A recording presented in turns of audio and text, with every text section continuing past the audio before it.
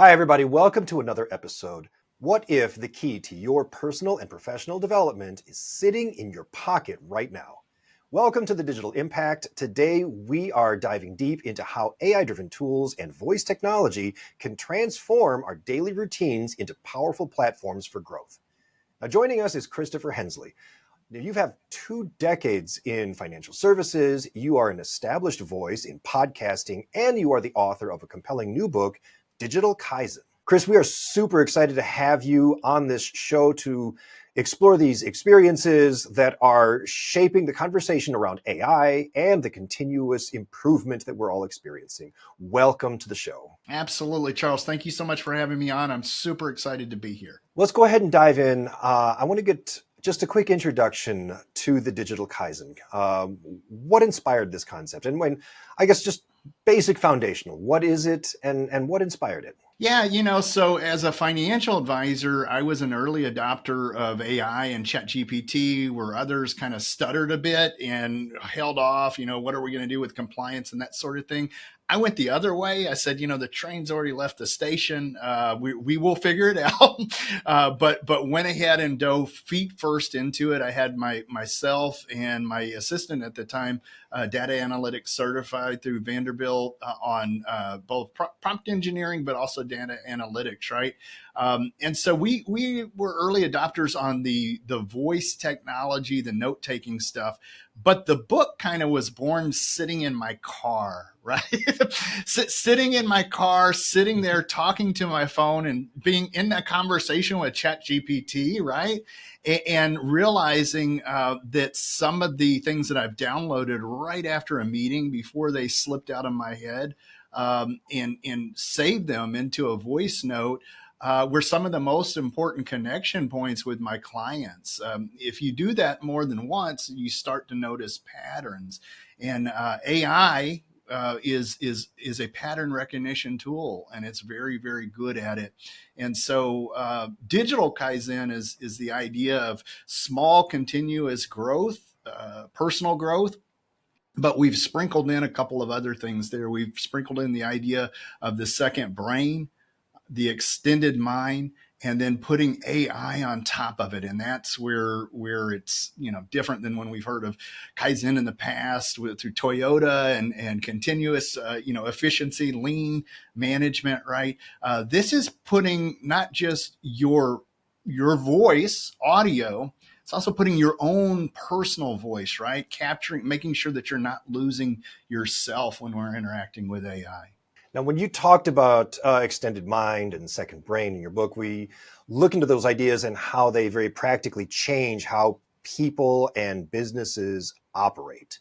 So dive into that a little bit farther. What does that exactly mean? Yeah, so it's super important to kind of frame this book and this conversation. I try to keep this out of just being academic fluff, right? I want it to be a really, personal share with listeners and people who read the book, because the book starts with me inviting AI into my personal life after using it for over 2 years with the business and having very positive results, right?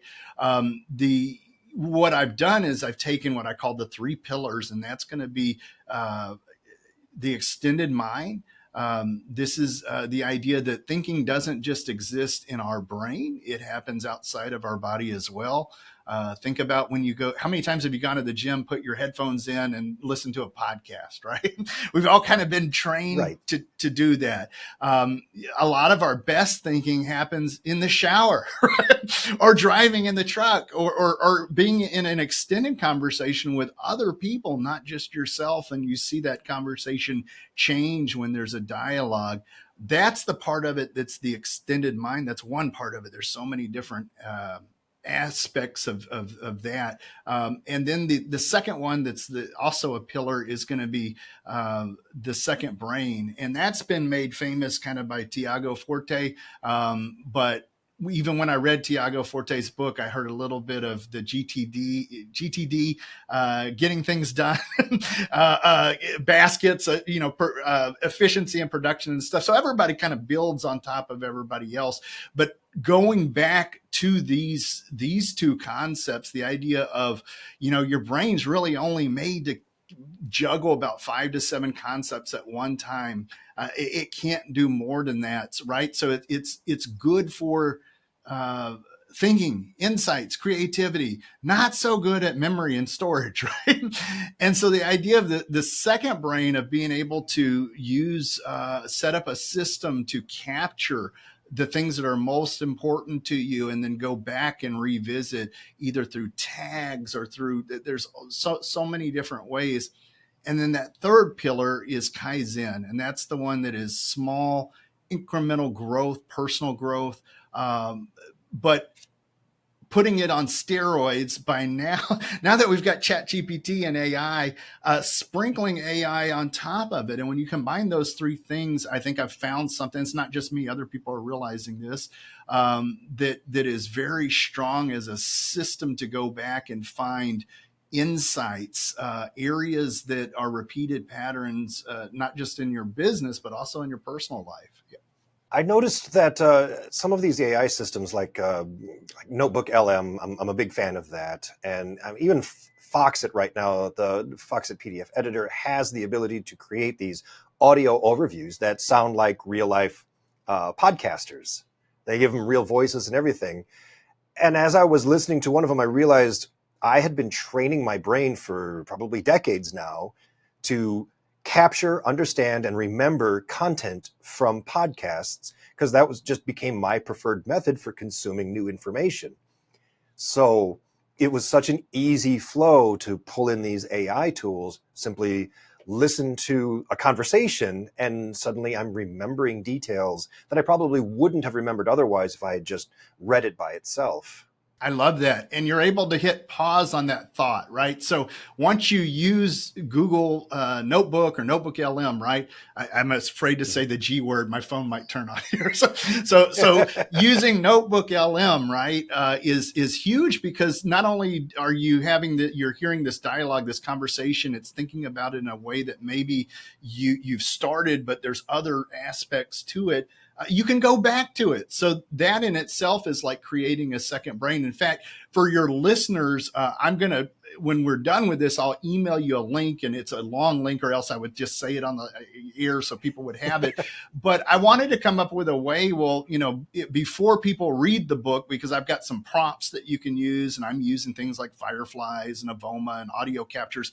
But Notebook LM is free.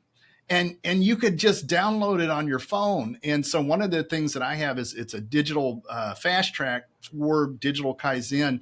And that's exactly what it suggests. It suggests just start capturing voice notes, feed them into Google LM, and then go back at the end of the week and ask it to recognize what patterns, what things did I talk about? What things did I leave out? What are you seeing resurfacing each and every time? That's what I call the fast dive into it. And anybody can do that. So I'll share that with you for listeners. It's a freebie, and you can do that without even reading the book, right? I will absolutely put that in the description for this very podcast. Love it. And I noticed one thing in your book. You make a lot of references to specifically voice-driven AI. And I know this isn't the way that a lot of people use AI right now. We prefer to type in all of the chats and stuff. But there is something specific to having it voice-driven, right? Yes. And I'm looking around for my props here, but I don't think I have. Oh, here we go. So I am somebody who has from the beginning of time, really. So I've used transcription devices, right? So there you go. Mine right there. Yeah. Nice. So I think back to Dragon Speak. My expectations were real high for that. Didn't quite work out, but the idea that we could just talk and transcribe. I'm also somebody, so I can come at it from two different ways, right? So voice is right there at the top. It's the fastest, most convenient way for humans to interact with this technology. It's much quicker than typing. I'm going to talk, because I work with an older age group, and there's some digital literacy issues there, right? So we're going to make some generality stereotypes that I'm going to tell you aren't founded. Think about when COVID came online and everybody went from in person, the good old fashioned handshake, right? There was some nervousness for somebody who's a public speaker who goes out and talks and gets in front of people and deals in a trust-based business where people are only going to share money with you if they trust you and they shake your hand, right?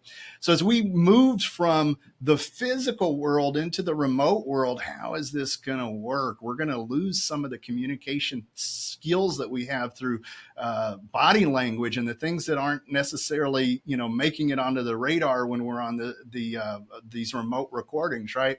Well, it turns out that voice by itself is super data rich, right? You've got tone, you've got things where people hesitate, you've got repeated patterns. So we might be giving up some of these visual cues that good interpersonal communicators have been trained to know about, but we're down a different trail now of data, right? So having 2 years of audio recordings with clients and going back and finding these important conversations that are continually resurfacing, and using some of the cues that come solely from audio, right?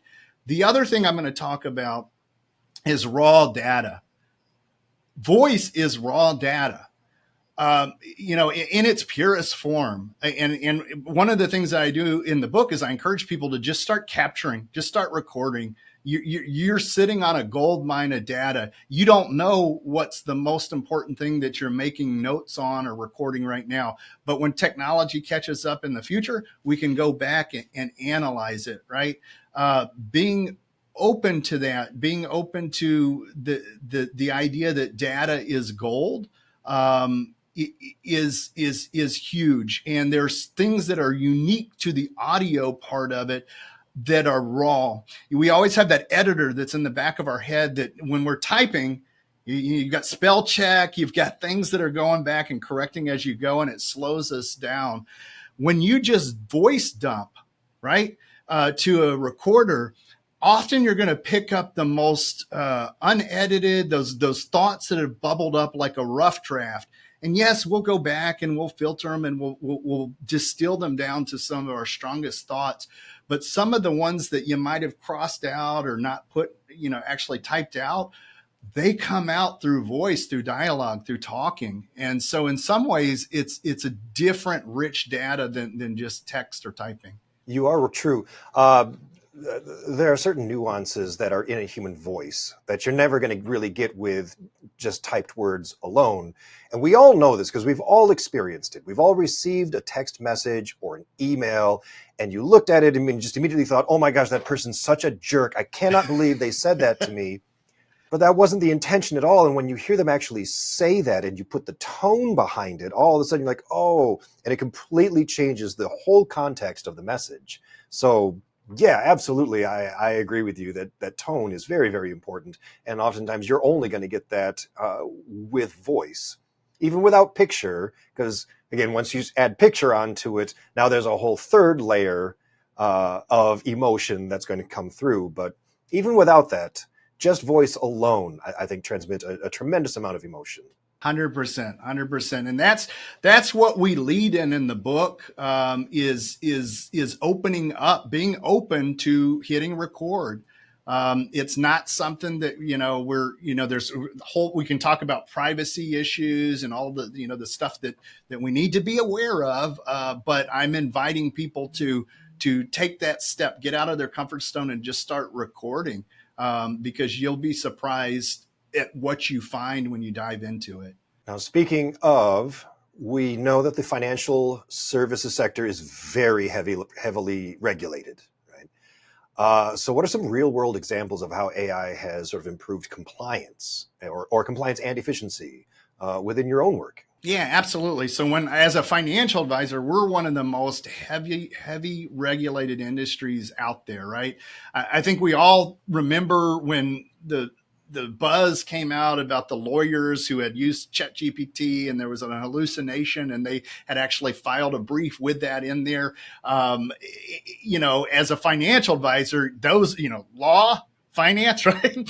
We're dealing with issues of extreme privacy and lawsuits and money, dollar signs attached to it. So, my initial thinking, I'm definitely an optimist, but I'm also a realist. And so as a skeptic, I have to not only just kind of prod at what could go wrong, I need to be looking at all of those other things that could come online. For compliance, it turns out AI is actually a positive thing, right? I knew going down this road that we would solve it. And when I mentioned that the train's already left the station, it's not something that they're going to roll back. Advisors are tech heavy. They're going to push it and make the compliance department figure out how it works, right? And we're there. There are certain things that we do. But I can give you a real life example. Before I was an advisor, I was in compliance many years ago at UBS. I supervised about 90 registered reps. One of the things that I was required to do for that position is I had to surveil their emails, right? Because we are required not to make claims of usury or guarantee things that we shouldn't say, right? And so as part of compliance, we don't just trust that advisors are going to do that. There are bad actors out there and we have to supervise their email. That's part of the FINRA regulations, right? So there was a software called a center, and a center basically boiled up about 20% of some of the red flag cases that we need to open the emails and look and say, okay, what is this guy saying to his clients? Is this right? Is this a good thing? So AI now is managing that. It's looking for things like we just talked about, tone. If you have a client who's irate, we have to report customer complaints. And so if that's not getting reported up to compliance, that's a bad thing. It's doing it more efficiently than a human, right? Having to sit there and open each and every one of those emails, it's not that they're still not required to do that, but it's boiling down and distilling the most problem red flags where there's that tone, that sentiment there, things that they need to look at are boiling up to the top. So it's actually been a gift for compliance to be able to do it and to do it at scale. Probably much better than what I was doing. This was 20 years ago, back 20 years ago when I was, surveilling emails. So it's actually become a really good thing. I'm in the process. I'm doing a blog series on LinkedIn as the book's releasing here, and I'm interviewing people from different businesses that are using AI and call centers. They're using the same thing to supervise employees to get, go back and listen. Well, they can't listen to all of them, so they're bubbling up the ones that are most important. Yeah. And you don't think that increasing this reliance on AI, this isn't going to also increase the risk involved, especially when we start getting into really sensitive fields? I mean, I'm thinking beyond finance. I'm just now thinking about like healthcare and government and areas like that. Yeah, no, absolutely. So yes, yes. It's definitely going to increase the risk. In fact, the thing to point out here is, aren't we just exchanging one risk for another risk, right? Yeah. So it's kind of baked into the pudding. Yes. So privacy is a really huge concern. Now, so I can give you an example of how I'm using Fireflies for voice transcription. My broker dealer would not be cool with that, right? Unless it met FINRA compliance. And so some of the things that they came up with is that it doesn't have to have access. Some of these note takers have full recordings of video and voice. Some of them are sophisticated enough that it's transcribing it and then it's removing certain things and then putting them back into these really sophisticated notes that we can interact with and talk to, but it's disappearing after that, right? So you then have it on your CRM. It's in a place that we have been told, yes, it's okay for it to be here, but no, we definitely don't, especially the financial information. You don't want that out there in the world, right? Same thing with lawyers and legal information. Now I'm going to go even darker with this, right? So when I say that, the problem with privacy is that you could, I'm going to say surveillance state. Okay. It's not a good word, but when you go to Walmart or when you walk into the bank, you are being recorded. There's video there. We live in a world that now on every corner, there's traffic lights that have cameras.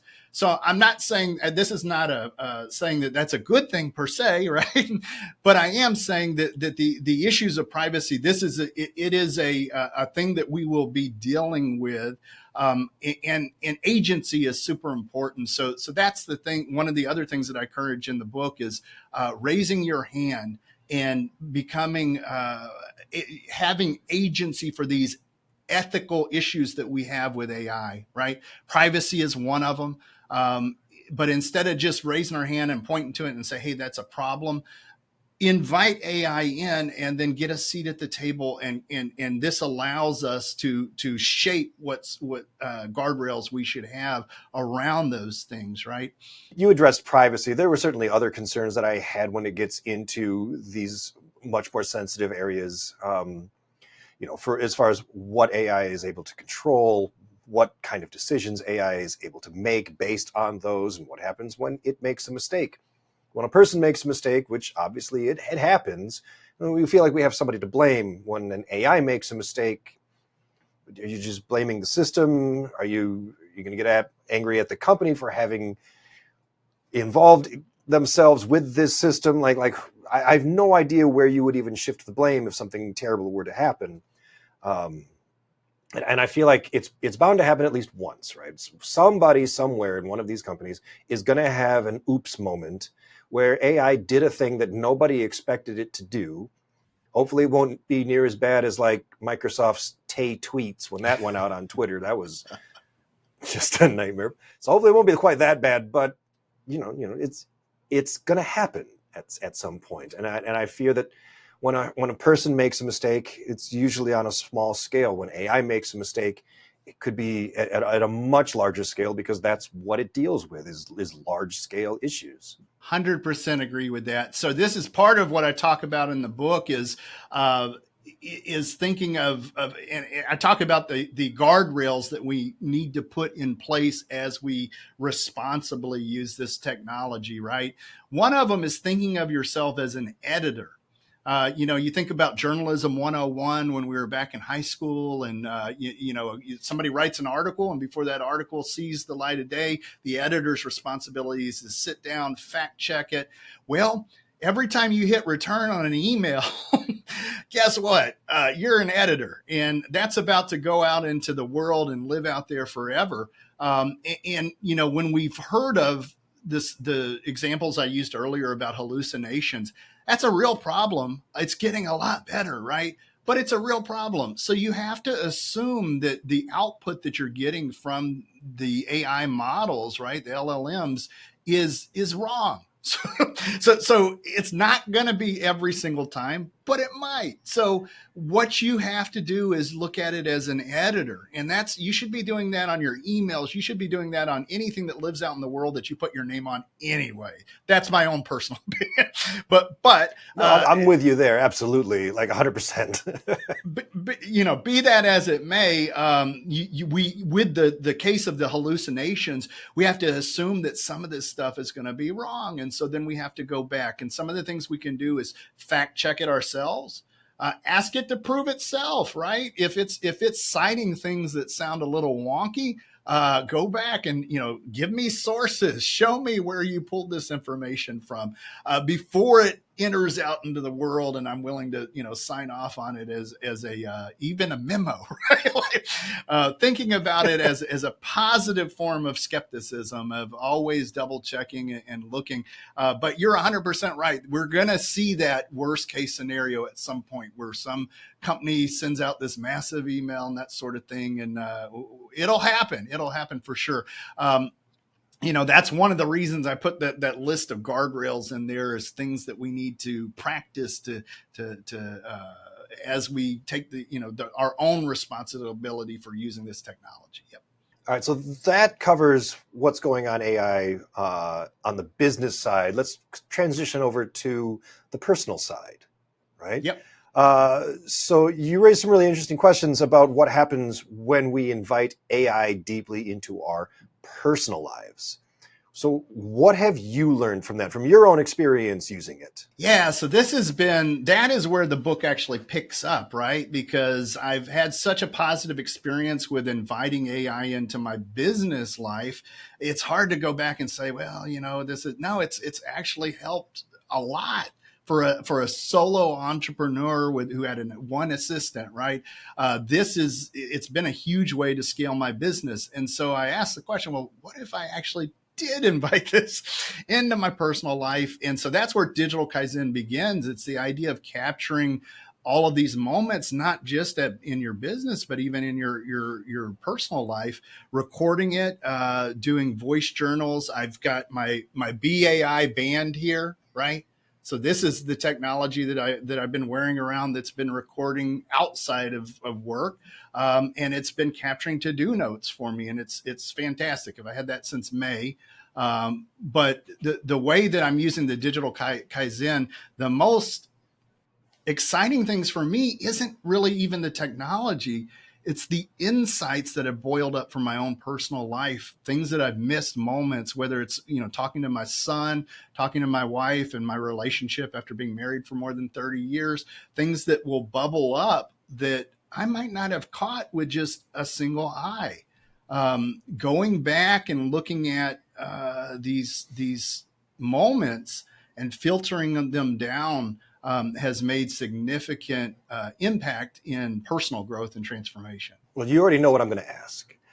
I'm going to ask about over-reliance, because Yes. that can become a problem, right? We become over-reliant on AI technology.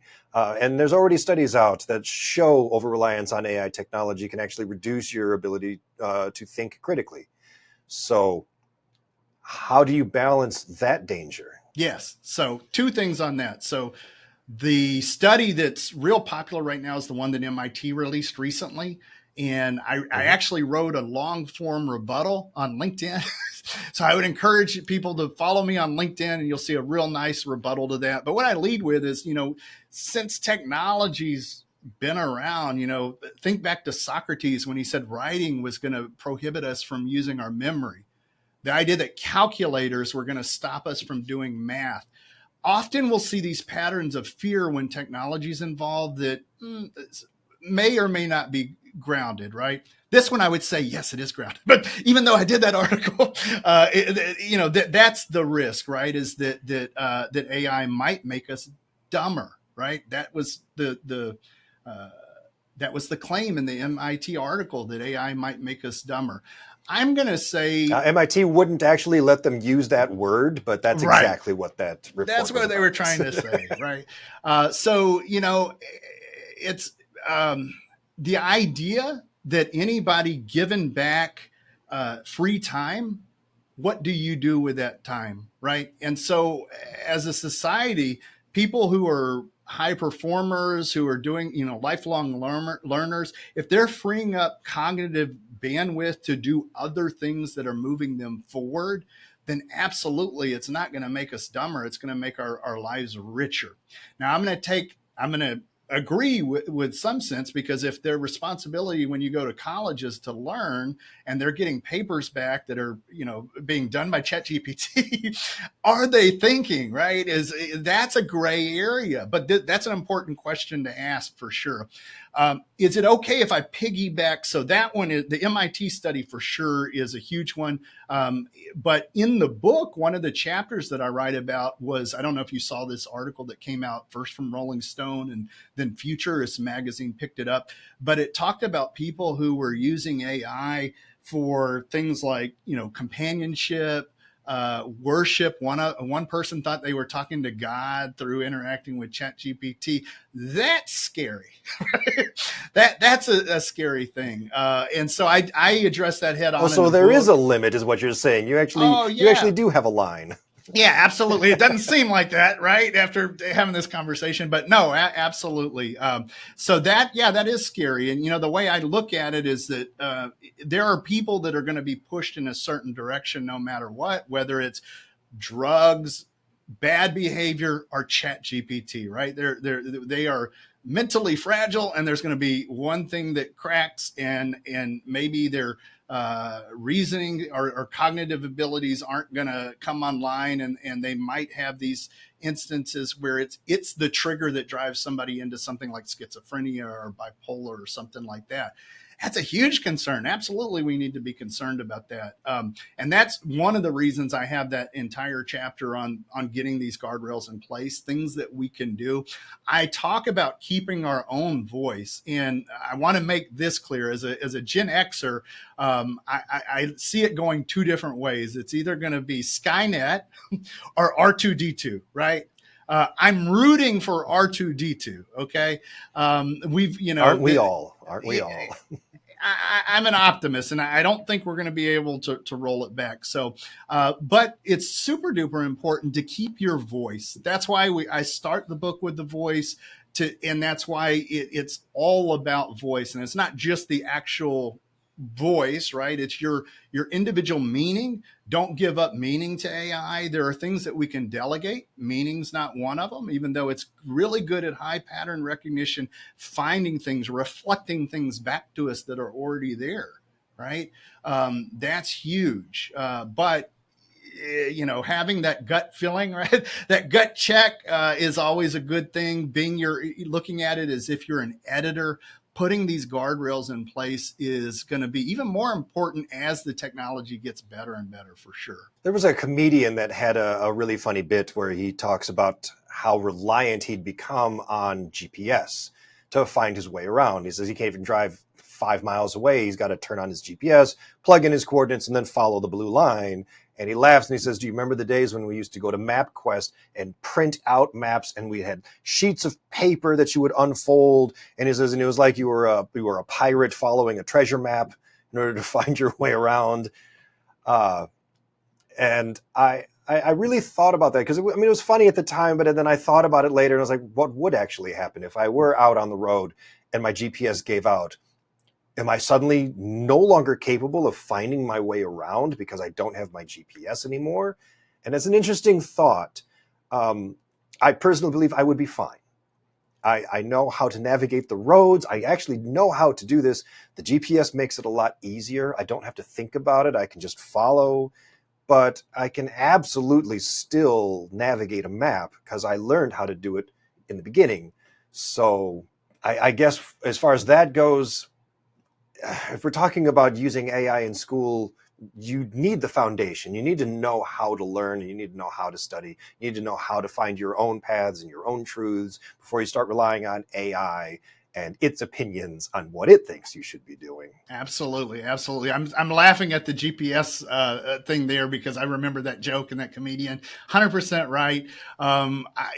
I also, I'm over 50, so my key map and getting maps from AAA before I go on vacation and plotting them all out. I remember those days. But what popped into my head when you were saying that is this weekend I went out to eat with my wife, and the couple behind us, the guy was also over 50. And what I noticed is he was reading the menu with his phone using the camera as the magnifier because he didn't want to wear his readers. So that makes me... I may or may not have done exactly this same thing. I cannot confirm nor deny that. So there are times when we should invite technology, whether it's a tool like glasses, right, or anything else. There are times when we need to invite this in. But 100% I agree. The idea that critical thinking, decision making, we need to be that's the goal of going to school, right? So it's a tough thing if you're a professor right now. I wouldn't necessarily, be envious of being in your shoes if you're trying to teach critical thinking and that sort of thing. On the other hand, for business owners, this has been a blessing to see what's rolled out in the last 2 years. I think it's only getting better and better. I talk about, I've always been steeped in technology. My mom was a COBOL programmer. And I had a Commodore 64 when I was growing up and had my own BBS. So this was something that was, already ingrained in me. And when technology started catching up, it was really exciting to see, where we're at now and where we may be going. Is there an area right now in AI where you're like, that really needs to get improved? Like there's one piece of AI that if you could significantly improve it overnight, that would be the thing that needs fixing. Yeah. So I'm a wearables guy, right? So you would think I would already have a pair of those Ray-Ban smart glasses, right? But I'm also super frugal. So what we're expecting with AR hasn't quite come out yet. It's that, and that's why I've held up on getting the smart glasses. Things aren't a thing until they're a thing. We saw the Google glasses case roll out. I've got them right Do you there. Have them there? I was gonna say I have them right over there. They are heavy, they are bulky, and they really don't do most of the things that they promised. So I don't really wear them all that often. But yeah, I have them. So I will eventually get them. I want to be, what do you say, cutting edge, but not bleeding edge. So I wanted to see them work out some of the kinks before I put some money behind them. My expectations are really high, right? I'm thinking Neuromancer and being on the screen of my glasses. Well, I'm going to be sorely disappointed if I get them now. You are. I certainly was. I was very disappointed in where they are right now, but I'm excited for where they could go. So absolutely. I'm with you there. I actually can't wear a watch. It irritates the skin on my wrist. I have all kinds of problems. I'd love to be able to wear a watch, but I can't. Glasses, those I can absolutely wear. So to have all that smart technology in my glasses, I'm very excited for that. So that's one, the idea of having true AR in the smart glasses. When that happens, I'm going to be stoked, right? The other one is even just my Samsung watch, right? That I have. It does a really good job of monitoring sleep and monitoring your heart rate right now. And so I've seen some apps or some use cases where they're talking about feeding heart rate back to things like voice journaling so that it can get an idea of what your body is doing while you're describing some of these emotions and feelings, right? That's intriguing to me. That's one of the things that's on my radar here. And, I've gone to a couple different technology conferences, but mostly for fintech, right? So related to finance, the toys and the tools and stuff. That's the stuff I'm excited about that's in my personal life. So yeah, I am optimistic and just waiting here. So Chris, before we go, I have just a couple of rapid fire closing questions for you. Just go ahead and spout out the first thing that comes to mind. These are some fill in the blanks questions. Are you ready? Yep. AI without blank is useless. Voice. AI without voice is useless. Most people misunderstand AI's potential to blank. I'm going to say they misunderstand AI's potential to augment, but not replace human interaction. I like that. I like that a lot. The key to successfully integrating AI into your daily life is... I'm going to say just inviting it to the table. And that when I say that doesn't sound very strong, right?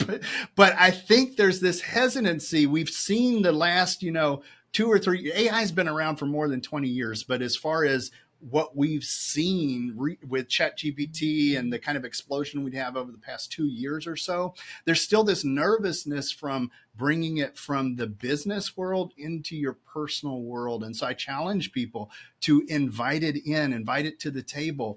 Take a voice memo and go back at the end of the week and look and analyze it and filter it out. And then finally, if listeners could take away one action from our conversation today, it should be... Yes, that one action is just what I said.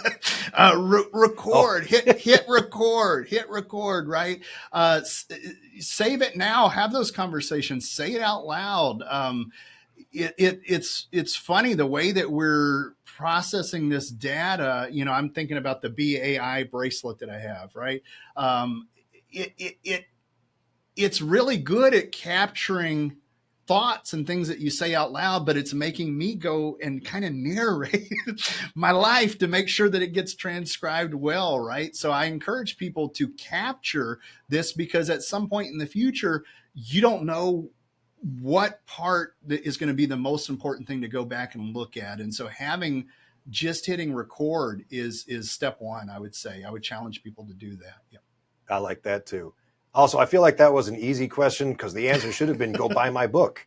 Link is Well, in the that's another description. one. Yes, that's another one. That's another one. And so the book it is rolling out this quarter.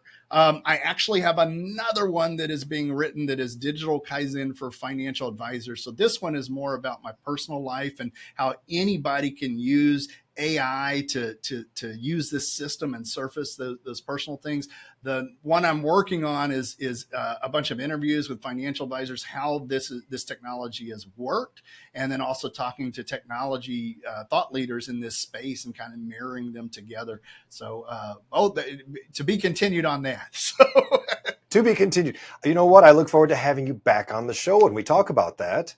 Absolutely, absolutely, Chuck. Thank you so much for inviting me on. It's been a great show, a great conversation. Absolutely. This has been my pleasure. Thank you so much for joining. I have all of your links in the description below. So everybody who's listening and watching right now, I highly recommend you go to the description, go check out those links.